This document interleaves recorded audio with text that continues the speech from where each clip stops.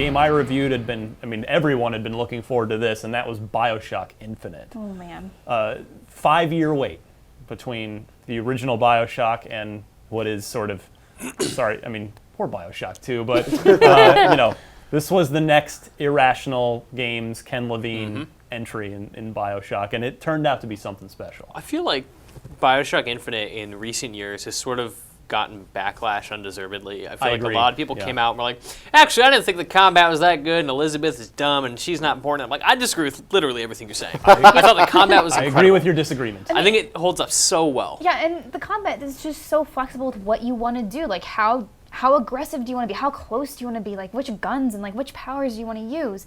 And it was just it became very personal, too. Yep. Yeah, the combat's good. I think the pacing of the combat, in retrospect, some people have a problem with. Maybe there was a little much of it in sections. Sure. But I don't think criticizing the mechanics is fair at all. The combat was fun.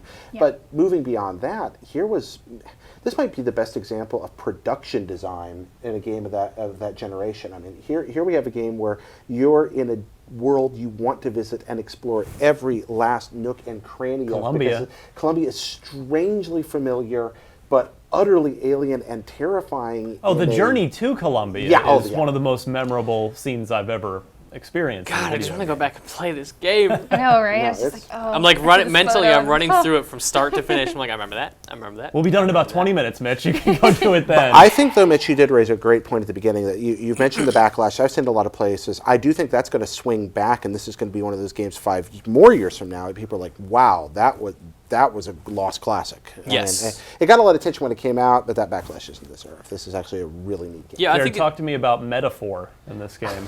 Yeah, the metaphors. Sing it, preacher. The metaphors are heavy-handed, but I appreciated that. You don't want them to be too subtle. In a game about a giant flying city, you can't be too subtle with your metaphor.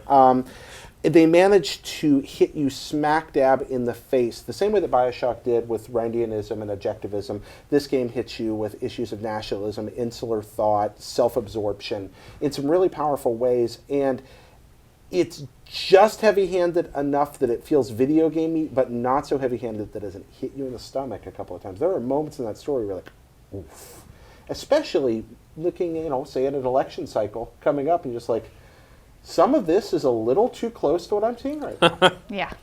It's pretty poignant. Well, I don't know if we want to talk about the ending, because I don't want to ruin it for anybody that hasn't experienced the game it's yet, but so good. very powerful. Yeah. Right? I mean, just a potent ending that was a gut punch in the most friendly, welcome of ways. Well, I think it's that way because it comes off of probably the biggest and most exciting fight sequence in all of BioShock.